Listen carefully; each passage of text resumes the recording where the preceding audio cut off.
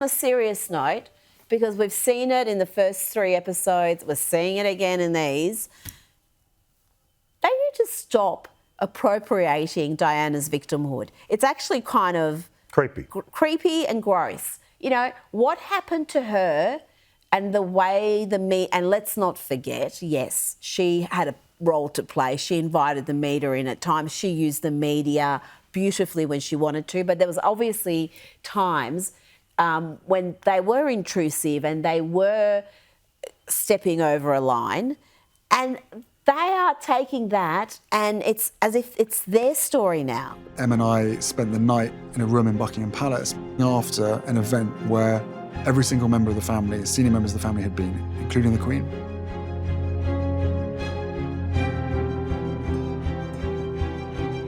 The next morning, they'd set up breakfast for Harry and I. And on the front page of the Telegraph, Meghan.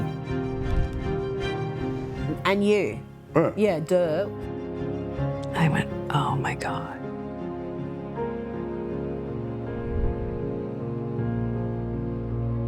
She was like, but it's not my fault. And I said, I know. And my mum felt the same way. Yeah, but Harry seems to be some sort of mad tinfoil hat wearing conspiracy theorist. Everything is blown up. It's like the Brexit thing. Oh, there was this report that came out from the EU and, you know, that happened when, like, you know, he's just seeing lines and connections and trying to jump to all sorts of conclusions. Forget QAnon, it's H-anon. I would far rather get destroyed in the press than play along with this game or this business of trading. And to see my brother's office copy the very same thing that we promised the two of us would never ever do, that was heartbreaking.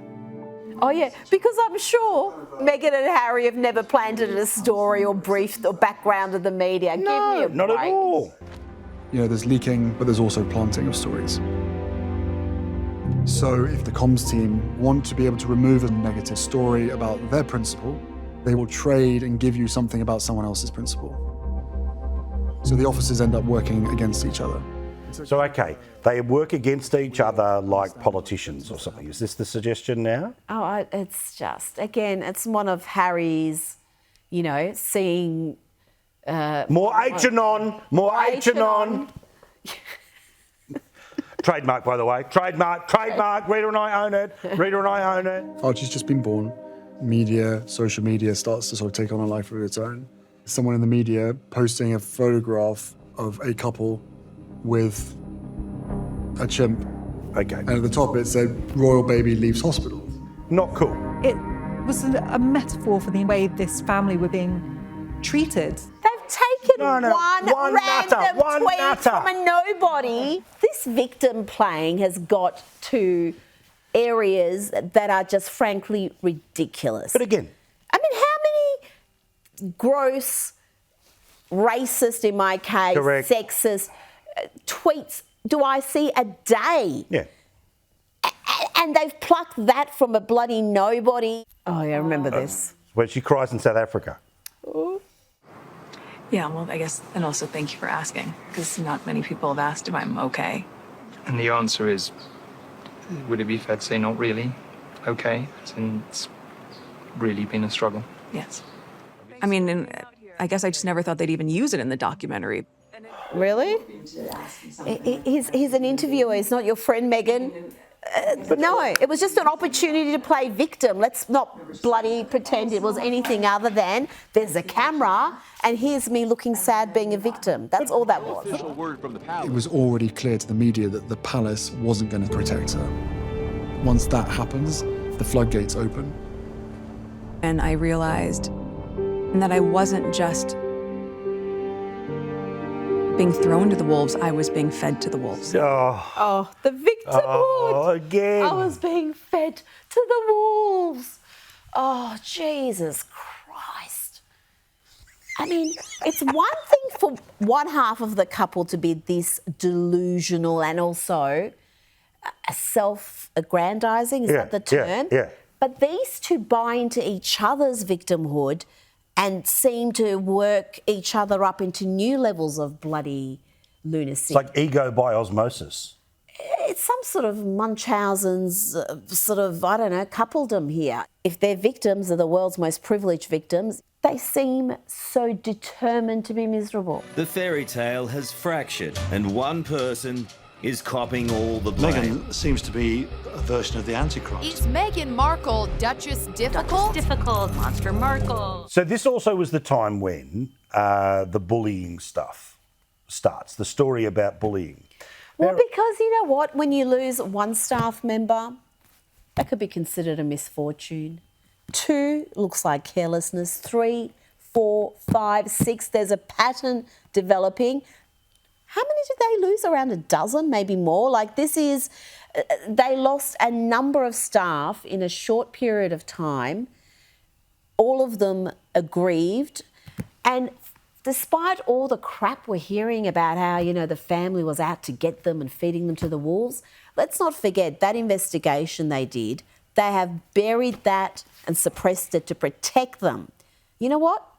This documentary, I think, is an invitation for the palace to release that report. Correct. Before we left, I spoke to my grandmother as well and told her that we're coming back on the 6th and I would love to come and drive up and come and see you. She knew that we were finding things hard. I'd spoken to her many times about it. She told me that she had no plans for the week. And she said, well, why don't you come up and you have tea, but why don't you stay the night, you and Meghan? And so right as we're getting on the plane, this urgent message comes through to H saying, you are not allowed to go and see Her Majesty. Make sure that your principal is aware. He cannot go and see her. And she's busy. She has plans all week. I was like, wow, that's certainly the opposite to what she had told me. Once we were back in the UK, I rang her and I said, I'm now told that you're busy. And she goes, yes, I didn't know that I was busy. I've been told that I'm busy. I've actually been told that I'm busy all week. I was like, wow. 2 things. Yeah. No, you go first. I really hate that they're telling a story about a lady who can't respond, firstly. Secondly, the way that the images go from her being a cute, lovely, grandmotherly figure to sort of this evil empire thing that they're trying to put out there. And even if this was recorded before she died, they knew she was old and going to die. Why would you do that? Why would you do that to your nana? Why would you do that to your grandpa and your nana? Because both of them, their final couple of years, were... Was this over their shoulder? Absolutely. This is the crap they had to deal with. But my 2 big issues with that. One, he's essentially calling his grandmother a liar because he said he called her and she said, I didn't realise I had all these other commitments. I can't... So they're calling her a liar, which is just disgusting. But she could have been, well, yes, of course, it's okay, I can do Tuesday. And then the diary comes in, no, I can't do Tuesday. And you would think that would happen all the time. This is the Queen of England. 2, if they are right and if they saw that, oh, yes, Harry's coming to stay the night and we don't think that's a good idea, so they intervened. Well, let me give you a very good reason. This doco... all the leaking we saw before the doco, they thought that the Queen wouldn't be protected, that they would take things that were discussed and leak it, misrepresented and embarrass the Queen and the family. So what? If they were protecting the Queen, they did their job. Well, and they were right because guess what happened? Right. How do you do that and allow that to be shown after she's passed away? I mean, it would have been bad enough when she was here, but how do you not say to Netflix, given that she's passed away, can we please remove that little segment? And I think it would have been within their control to do that, and they chose not to.